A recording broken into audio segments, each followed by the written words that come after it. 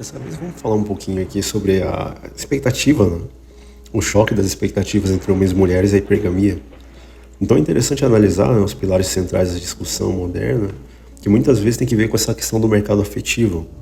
Então, para entendermos, né, basicamente o que acontece nesse abismo entre homens e mulheres hoje, é necessário entender como é que esses conceitos, no caso tanto a hipergamia como também a expectativa aí em relação à dinâmica, digamos assim, relacional, né? Como é que isso está sendo colocado e entrando em choque na prática. Então é interessante ver o que vai estar acontecendo, porque tu tem uma mudança de prioridades, né, nos 30 anos aí das mulheres. Quer dizer, aos 20 anos o foco era a atração física e a aventura, né, que era a fase mais black pill delas. Mas só que quando chega nos 30 anos, se busca então estabilidade, se busca maturidade emocional. Inclusive caras que têm planos para o futuro, né, que são os betões aí que vão servir então de pólice de seguros.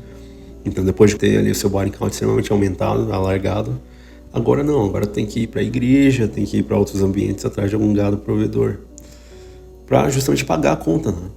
Quer dizer, elas abandonaram o papel delas, viveram da forma que queriam, tiveram as fortes emoções, fizeram tudo que a cartilha feminista diz, né, em termos de liberalismo sexual. Só que aí na hora de pagar a conta, não, eu não quero pagar a conta, eu quero que algum betão vai lá e assuma. Senão ele não é homem de verdade, senão ele é frouxo e tem medo de mulher empoderada, né? E muito gado vai lá e cai, né, nesse tipo de discurso muito fajuto e acaba então trocando ali o valor dele, né, por migalhas. Então assim, hoje em dia tu tem um fenômeno muito grande de expectativas altas que vai gerar esse gap, entendeu? Esse gap tem que ver com esse choque então de expectativas, porque exigências altas da vida moderna. Quando tu vê essa artificialidade toda que tecnologia, que internet, até mesmo os meios, né, que foram criados pelo homem nesse sentido de logística, entendendo essas bases que tem que ver com a sociedade, isso daí vai eliminar totalmente o tipo de, digamos assim, preocupação real que teríamos caso vivêssemos, por exemplo, na floresta, entende? Então, os problemas reais seriam tirados e aí se criariam, então, para manter, né, justamente essa necessidade de problemas, se criariam problemas artificiais. E aí, então, devido ao paradoxo da escolha, elas continuam escolhendo, entendeu? Tem várias opções ali e não adianta, sempre é que aparece alguma coisa se tem a impressão de que algo melhor está na frente. E não há como parar isso porque é necessariamente o que aconteceu também no universo 25 lá dos ratos. Então, uma total falta de perigo, né? Não tinha nenhum predador ali para poder regular algum tipo de comportamento, ou então mostrar, indicar, né, quem seria o mais forte no sentido de passar genes, etc. E essa busca por evitar, né, justamente os problemas é que causou então a extinção total dos ratos. É bem provável que no universo 25 ali, né, tomando em conta essa base, é bem provável que eles tivessem sobrevivido se alguma crise tivesse dado um default, ou então algum tipo de reset social. Porque aí, no caso, assumindo, admitindo que tivesse um predador, né, dentro do universo 25, os primeiros a ser papados seriam esses ratos bonitos, entende? Que estão lá usufruindo de tudo, que não faz esforço para nada, entende? E esses seriam os primeiros, né, a rodar, porque não tem força física real, não se preocupam muito com a questão, então, de estar se desenvolvendo, coisas assim. Tá certo que é uma comparação bem esdrúxula nessa questão de comparar a sociedade humana com o universo 25, mas infelizmente alguns paralelos existem, né? Todas as ratas ali do universo 25, que acabaram se comportando igual macho, e nem até o 38 fez uma análise disso, né? Ele colocou essa questão então de que as ratas que se colocavam em comportamento de macho jamais voltavam a ser quem elas eram, e ao invés de cuidar da prole, né, matavam os filhotes, abandonavam, entendeu? E até mesmo fazia ataques aleatórios a outros ratos. E tudo com base nessa utopia, né, da não existência de problemas, entende? Então, infelizmente, o que causou a ruína na sociedade dos ratos, né, naquele experimento, foi a falta de problemas reais, entendeu? Que seria causado por uma crise, ou então pela escassez de recursos, ou então algum predador, né, dentro do recinto que pudesse regular o que seria a força real, né, em cima desses aparentes aspectos de status ou coisas assim de determinados ratos. Então, assim, é interessante estar analisando, né, porque hoje em dia as mulheres têm uma expectativa extremamente alta e elas não vão voltar atrás, não tem como. E aí os aplicativos vêm com esse paradoxo de escolha, quer dizer, relacionamentos que criam ilusões, né, de que sempre é algo novo, algo melhor. E aí tudo é um deslize, ali é um clique de distância, entendeu? As coisas muito fáceis. E aí se o casamento, o relacionamento, ele não agrega em nada para ela, como dizia a Lady Briffaut, para que vai se relacionar? Entendeu? A fêmea só se relaciona na medida em que ela obtém vantagens da relação. Isso daí é básico. O cara tem sempre que sobrar, né, em cima delas, para elas poderem manter alguma admiração, porque senão nem isso. Entende? Então, assim, como geralmente elas não têm assim, uma cobrança em termos de fardo de performance nem nada disso, o que acontece quando elas conquistam as coisas, elas esperam que o homem esteja muito, mas muito acima. Entende? E muitas vezes isso não vai acontecer, até mesmo porque há todo um desincentivo estatal em cima dessa questão dos homens solteiros, há toda uma problemática nessa questão de homens saindo, né, dos cursos superiores, questão de informalidade, entende? Uma série de fatores que infelizmente vão pegar os homens e baixar cada vez mais o salário deles, entendeu? Digo assim, dos homens comuns. A própria esquerda mesmo decide acabar com a classe média, então o que vai sobrar só os pobres e os ricos, né? Os oprimidos e os opressores, e curiosamente os opressores são aqueles que estão defendendo o Estado. Ou então a burocracia estatal, né, que vão ser, digamos assim, os ricos, os detentores dos impostos e tal, que vão controlar a massa. A semelhança que aconteceu em Cuba, que aconteceu na Venezuela, né, algum tempo atrás, e também na Rússia leninista. Entende? Até mesmo a própria China também nesse sentido. Então, infelizmente, se for observar bem, há um desencontro muito grande, né, em termos dessa questão do paradoxo da escolha, da independência financeira delas, porque sempre vão querer o andar de cima. Entendeu? E muitas vezes o andar de cima, não existe mais esse degrau, entendeu? Você já subiu aqui e não tem mais. Eu lembro que na década de 90, 80, eu não sei quem que era, uma apresentadora bem famosa assim de TV, né? Dizendo, no Brasil não tem homens para mim. Então, quer dizer, já chegou num nível tão alto que não sobrou ninguém, né? Tem que ser um outro indivíduo de outro país, então, para preencher a vaga ali do digníssimo. E aí entra o ponto, então, encalhar ou escolha deliberada, né? Será que até que ponto que é elas que escolhem nesse sentido? Entendeu? Geralmente as mulheres ficam pra titia, isso daí mudou. Entendeu? Hoje em dia o que era visto como um fracasso social, para muitas é visto como um tipo de preservação de saúde mental. Só que infelizmente não é isso que a internet está revelando, porque elas continuam fazendo vídeo e reclamando, né, dos homens. Se realmente elas estivessem tão bem consigo mesmas, não precisariam fazer isso. Entende? Então, assim, elas estariam vivendo, né, tranquilamente a vida delas lá, sem precisar tocar ou fazer menção a algum tipo de homem. Só que não, entendeu? As mulheres reclamam da internet? Sim, é isso que acontece. E o algoritmo, né, nas redes sociais está aí para provar. Então, se tu tem uma escassez muito grande de parceiros, muitos homens, eles também reclamam que as mulheres são difíceis, só que aí que há esse desencontro, então, em virtude desse choque que tem que ver com expectativas e hipergamia. Porque são pilares centrais de discussões modernas sobre então o mercado afetivo. Então, para entender, né, aquilo que parece ser um abismo entre homens e mulheres hoje, a gente precisaria então ir, né, e analisar então como esses conceitos se chocam então na prática. O que é a hipergamia? Se fôssemos trocar em miúdos, tá? Tanto assim historicamente, biologicamente, a hipergamia é o que é a tendência então da escolha de parceiros que têm um status social maior, um status econômico maior e também um aspecto intelectual muito superior ao delas. Antigamente, o que a hipergamia era? Uma estratégia de sobrevivência. Então, basicamente, os mais aptos, os mais fortes, aqueles que conseguiam, de fato, ter uma caça, conseguiam fazer, operar bem, performar bem dentro da sociedade ali, tribal, né, digamos assim, ele que levava, então, as fêmeas. Então, era uma estratégia de sobrevivência. As mulheres, elas, como elas podem trabalhar hoje, ou ter bens, né, ou então até mesmo ter formas de segurança, daí simplesmente isso cai. Entende? Então, assim, mesmo com a independência financeira feminina, o instinto ele permanece, né? Só que, infelizmente, você tem preferências que vão mudar bastante em termos dos valores dos homens que serão escolhidos. Porque no passado era um tipo de valor, hoje em dia é outro. Entendeu? Como segurança já está garantida, aí o Betão não tem vez. Entendeu? Porque ele teria ali a condição de proteger ou então de prover alguma coisa para ela. Só que quem faz isso já é uma máquina, então não precisa mais dele. Entendeu? O Estado não precisa necessariamente, ou melhor, elas não precisam do homem, porque o Estado já subsidia muita coisa. E mesmo hoje, essa independência financeira feminina aí, ela simplesmente fez elas se tornarem cada vez mais exigentes. E não tem quem pare isso, então as coisas não vão mudar. E aí ocorre esse choque, então, de expectativas. Quer dizer, do lado feminino, elas buscam um cara que seja provedor. Só que, óbvio, tem que manter as leis feministas, tem que manter todo o background, né, que foi conseguido, foi dado pelos homens, né? Então tem que ser o cara provedor, né? Só que ele tem que ser emocionalmente disponível, tem que ser moderno e que divida tarefas. Entendeu? Quer dizer, o papel de gênero delas que elas já abandonaram, não tem que dividir tarefas, né? E aí, muitas vezes elas também, né, elas não aceitam homens que ganhem menos. Não, você não pode ganhar menos. Entendeu? A mulher lá da limpeza lá pedindo, exigindo um cara que ganhe 5 mil reais, né? Porque senão não tem conversa. Quer dizer, já virou preço e duração de contrato, né? E aí já se sabe, né? Que tipo de mulher que é. Entende? Infelizmente, ela nunca foi sua. Nunca é sua, é só sua vez. Entende? Então, assim, muitas dessas mulheres, elas que não querem caras que ganhem menos. Entendeu? O lisão, o piabão, né? Que é liso, que não sei das quantas. Mas esse cara, não, de forma alguma. Entendeu? A questão é homem rico, bonito, temente a Deus, né? Até o Siqueira mesmo não tancou, né? Não, eu queria um desse pra mim também, né? Então é complicado, né, o que tá acontecendo, né?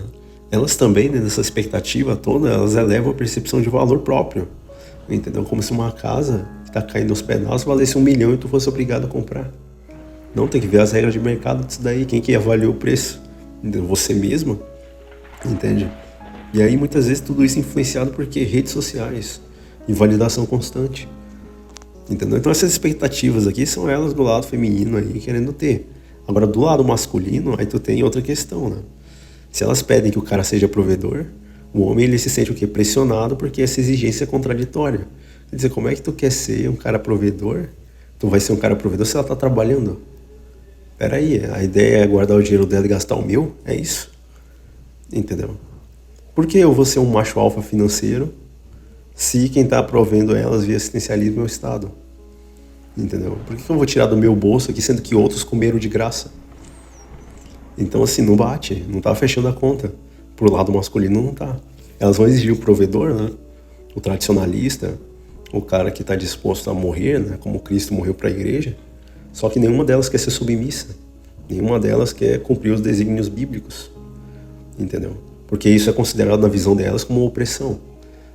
Entendeu? Só que aí é que tá. Por que tu vai oferecer a contraparte? Se tu não tá recebendo nada, né, de volta. É ação e reação. Entendeu? Então se elas querem um cara provedor, né, então vão ficar querendo. Entendeu? E aí vem até as últimas consequências. Entendeu? Do lado masculino ele se sente extremamente lesado por exigências contraditórias. Quer dizer, ele tem que ser um macho alfa financeiro, mas ao mesmo tempo ele tem que ser também o cara passível, o cara sensível em casa, que tem que pagar as contas, mesmo a mulher trabalhando, mesmo ela tendo o dinheiro dela, né? Quer dizer, ela não pode contribuir um pouco no relacionamento? Não, isso daí já é um insulto, né? Peraí, mas você não queria ser independente e tal? Eu queria, mas é pra guardar o meu dinheiro e gastar o seu. Tem que fazer o teu papel, mas eu já abandonei o meu faz tempo. Outra questão que vai envolver também os homens, né, é simplesmente essa ideia de estarem saindo então do mercado de relacionamentos. Essa questão do quiet quitting, né, amoroso, né, que o pessoal está simplesmente vendo questão de custo-benefício, entende? O suco não está valendo a espremida. Quer dizer, até esse ditado mesmo poderia ser reformulado. Quer dizer, o bagaço não está valendo nada, entendeu? Porque você vai extrair suco de bagaço, quer dizer, já foi usado, e aí agora você vai querer reaproveitar isso, entende? Muitos homens eles estão saindo do mercado porque não têm condições. Exigências são extremamente altas. O fardo da performance é um nível extremamente hard, né? Very hard, de nível God, né? Digamos assim. Não tem o que fazer. Tu não vai ficar rico de um dia pro outro. E se tu ficar rico, a chance de tomar um golpe, né, e voltar a ser pobre é muito alta. E principalmente o golpe da barriga, né? O cara passa no concurso federal, a mulher aparece grávida. Me explica aí como é que é isso. Então, infelizmente, né, vai estar acontecendo isso. Aí os caras pensam assim, cara, você é louco, não compensa.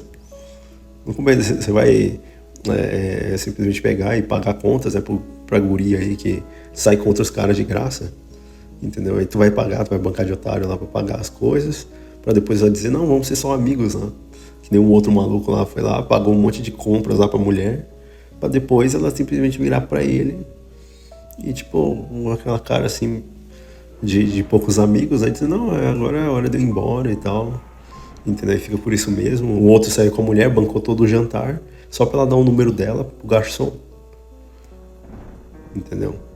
E aí não tem como, né? Os caras querem pagar de provedor, mas não vão ter benefício nenhum. Fora a percepção das exigências delas, né, também, que são irreais, né? O homem 666, né? 6 pés de altura, 6 dígitos de salário e 6 gomos de abdômen. Né, que é o número da besta aí aplicado a elas. Quer dizer, o 666, né? Então tu tem que ter 6 pés de altura, 6 dígitos de salário e 6 gomos no abdômen. Zero caráter, zero inteligência, zero hombridade, zero valores, zero tudo. Mas a conta tem que ser de 6 dígitos, entendeu? Então, assim, é complicado. O cara vê isso daí e gera realmente um gap muito grande, né? Não só em termos de interesse, como um desencontro. E tudo criado por quê? As facilidades da vida moderna.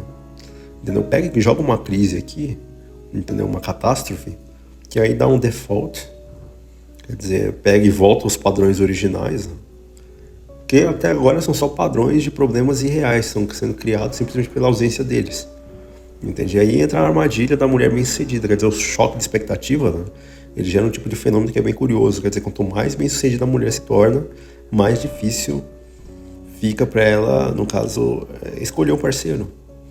Então, se ela ganha 20 mil, ela raramente vai aceitar um cara que ganhe 5 mil, né? Quase impossível. Ela quer o cara que ganhe de 20 mil para mais, né? Quer dizer, até o de 20 mil vai estar, vai ser visto como inferior. Entende? No entanto, o cara que ganha 20 mil, muitas vezes ele não tá nem aí com o salário da mulher. Entendeu? E aí tu tem essa discrepância assim muito grande, quer dizer, critérios de seleção que não são simétricos, não são levados em conta essa questão de simetria, tá? E fora o papel das redes sociais no sentido de ampliar então essa ilusão da abundância. Entende? Principalmente com essa positividade tóxica de estar mostrando só os momentos felizes, né? A pessoa acha que a grama do vizinho é verde, quando na verdade ele pintou a grama queimada de verde. E tirou a fotinha lá, a selfie, e postou. Entendeu? A pessoa não vai procurar saber o que é a realidade ali, do que ele está passando. Não, apareceu a grama verde, é porque é verde. Entende? As redes sociais, elas agravam esse cenário, né, criando essa ilusão da abundância. A mulher, ela recebe centenas de curtidas e mensagens. Infla muitas vezes a percepção que ela tem de si mesma, entendeu? E aí ela vai querer escolher o príncipe encantado do momento, o que a faz descartar um monte de homens comuns ou medianos, né, na visão dela. E aí o homem vê isso com essas exigências extremamente altas. Então, se ele for um homem comum, ele simplesmente entra num estado mais insensível, entendeu? E se considera até mesmo insuficiente, aí gera ressentimento. E aí se observa nos comentários da internet qual que é o resultado final, né, nesse sentido assim de busca por esse aspecto, né, de divergência então entre esses aspectos relacionais, né? Então você vai observar o seguinte: o resultado é o choque, né, que alguns sociólogos aí vão colocar como recessão sexual, que é essa crise então dos relacionamentos. Quer dizer, as mulheres, elas preferem ficar sozinhas do que baixar o nível, ou seja, uma hipergamia frustrada. E quando ela baixa o nível, arruma o betão lá que vai bancar, né, o que acontece? Ela vai tratar esse cara da pior forma possível, porque ele é um dia inteiro um lembrete para ela da incompetência de achar um cara que tivesse algum tipo de valor maior. Entende? Por isso que, até mesmo na relato na família mesmo aqui, entende? Ah, o homem era bom, né? Inclusive a tia dizia isso, né? Ah, meu marido é bom, ele faz tudo por mim, mas eu odeio isso. Entendeu? Quer dizer, ela mesma ressentia, né, o cara, porque via que ele tinha bons valores, boas coisas, né, a oferecer, só que ele, na visão dela, é um valor ínfimo. Então, entende? Ela vai se ressentir muito, se possível, até ficar com raiva do cara assim do nada. Eu observo também isso, até mesmo algumas visitas que eu fui, né, na casa de alguns irmãos da igreja. Aí, teve uma vez que eu fui visitar um irmão, né, a gente foi comer uma comida vegetariana na casa dele. O cara foi lá cortar o tomate pra colocar na salada. A mulher ficou com raiva, pô, do cara. Entendeu? Pô, mas tu foi colocar o tomate na salada, que é o básico, entendeu? Só que não, tinha que ser do jeito dela ali, entende? Aí quando ia ver o cara, ele simplesmente não era o cara que ela queria, entendeu? É o cara que ela conseguiu.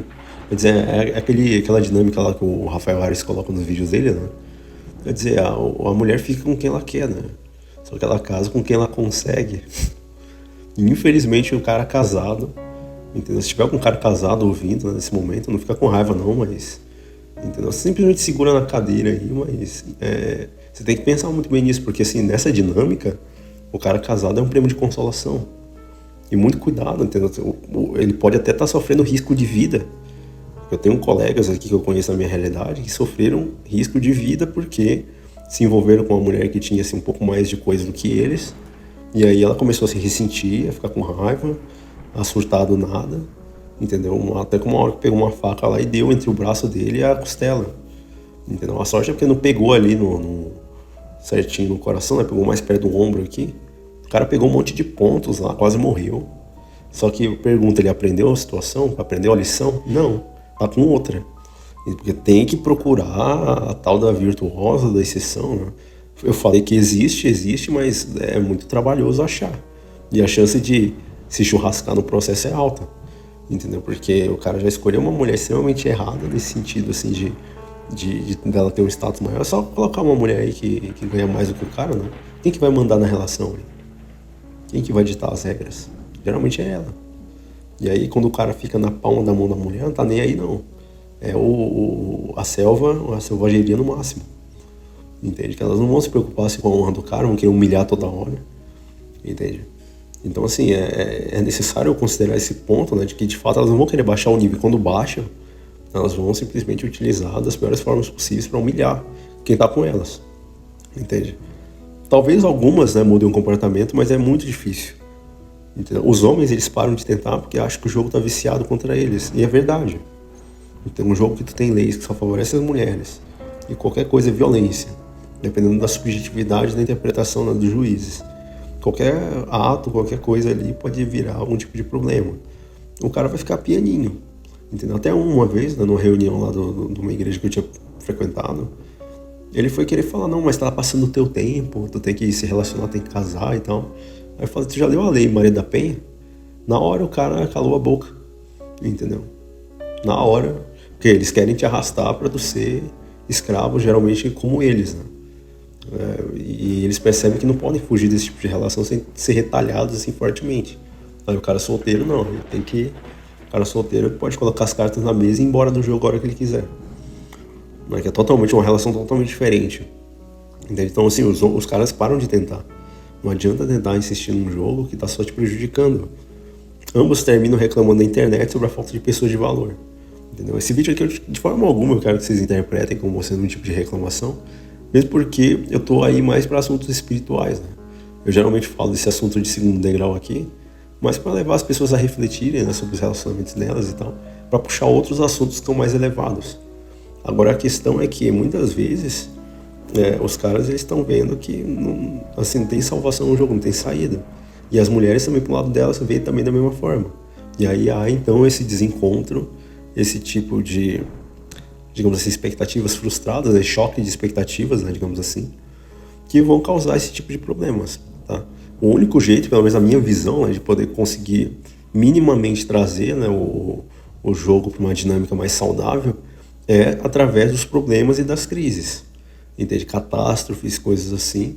Óbvio que vai haver perdas, né, nesse sentido, só que simplesmente o que acontece, né, quando você aplica essa lógica?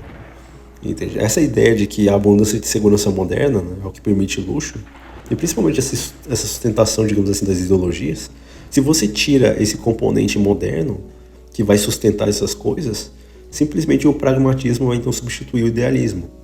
Então aí tu tem um reset. Entende? Então uma crise, por exemplo, econômica, sistêmica, um desastre natural, o que acontece? Né? A estrutura das escolhas infinitas, né? E principalmente dos aplicativos, daí desaparece. É tudo destruído. E aí o foco então vai voltar então, em termos do binômio de proteção e provisão, versus cuidado e coesão. Então os dois, né, homem e mulher, não vão se preocupar tanto em competir internamente, entendeu, entre eles, mas simplesmente numa questão de cooperação, porque o risco de vida é alto. E elas, como têm mais aversão ao risco, elas estão topando qualquer coisa. Naquele dia, 7 mulheres lançaram mão de um homem dizendo: nós, do nosso próprio pão, nos alimentaremos e das nossas próprias vestes nos vestiremos, tão somente queremos ser chamados pelo teu nome. Né? Tira-nos a vergonha de sermos solteiras, porque o contexto de guerra, escassez de homens. E aí tem que agarrar o primeiro betão que aparecer, 7 mulheres agarrando um cara, entendeu? Porque elas querem tirar a vergonha de serem solteiras.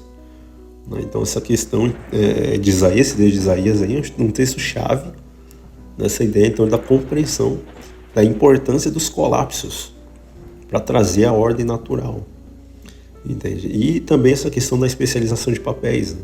Então o homem vai proteger e prover, e as mulheres vão gerir os recursos, digamos assim, e cuidar da família, tá? Então num contexto de total crise, quando se vê então essa questão, tá? Tanto a família e até outros tipos de instituições tradicionais já não são mais opressivos, eles são a forma mais eficiente de manter o grupo. Eu duvido muito que se tivessem jogado uma cascavel dentro do universo 25, se os ratos não estariam vivos até hoje. Porque era uma utopia, né? Os recursos e tal. A partir do momento que jogasse uma cascavel ali dentro, os primeiros a serem papados seriam os ratos bonitos. Entendeu? Os ratos que estavam ali simplesmente usufruindo dos recursos, não estão nem aí com nada. Entende? Na hora, o valor dos machos que passariam ao gene seria, de fato, aqueles que têm mais força, que têm mais perspicácia, né? De se esconder do predador. Entende? Soltasse algumas cascavéis ali, provavelmente os ratos continuariam existindo. Só que não. Justamente a origem dos problemas é a artificialidade da vida moderna. Se você tirar tudo isso e voltar, né, daí homem e mulher se enquadram nos seus próprios padrões, né, dá um default, um tipo de reset, entendeu? E aí volta as pré-definições comuns, normais. Entendeu? É bem como tipo aquele programa de computador que é todo zoado, né, que o cara vai mexendo, alterando, e aí ele vai lá e clica no botão de reset, ou então no botão de default, né, e simplesmente volta as características originais de fábrica. Entende? Só que para isso que muita gente teria que sofrer, né? Porque tem que ver com crises, com catástrofes, entende? E aí o que acontece? Dentro no sentido desse, né, quando você observa essa questão, né, principalmente assim, quando se compara com o universo 25, tá certo que eu não deveria fazer essa comparação porque são ratos e aqui são seres humanos, né? Mas só para pensar mesmo, tá? No universo 25, que é o experimento lá dos ratos, né? Simplesmente tu tem então essa questão, né, de que a crise ela remove o esforço, né, de adequação. Então aqui ao fornecer alimento infinito, né, em segurança total, criou-se uma utopia que resulta então na extinção total das colônias de ratos. Se nós fôssemos aplicar essa lógica de uma crise dentro do universo 25, entendeu? O que aconteceria? Provavelmente a resposta é sim, né, os ratos teriam sobrevivido. Eu vou dar algumas razões para isso. Primeiro, no caso do universo 25 lá, os ratos eles desenvolviam comportamentos anormais porque não tinham adversidade, não tinha problema nenhum. Então, assim, pela ausência de problemas, eles simplesmente criavam os próprios problemas, entende? Então, o que vai acontecer é que simplesmente os ratos eles passaram a agir de forma anormal justamente pela ausência de problemas. Então, os ratos desenvolveram comportamentos anormais porque não tinham adversidade. E aí tu tinha os ratos bonitos, né, os The Beautiful Ones, que seriam os machos que só comiam, dormiam, se limpavam e não tinha assim um instinto de proteção e de acasalamento, né, no caso. E aí o que acontece? As fêmeas elas tinham um comportamento bem agressivo, né, inclusive abandonando, matando os filhotes e fazendo ataques aleatórios. Aí é só observar o paralelo, né, com a sociedade humana. Tá certo que não deveria comparar, mas não tem como, entende? Ratos machos que comem, dormem, se limpam, entendeu? Que fazem as coisas ali pra eles e tal.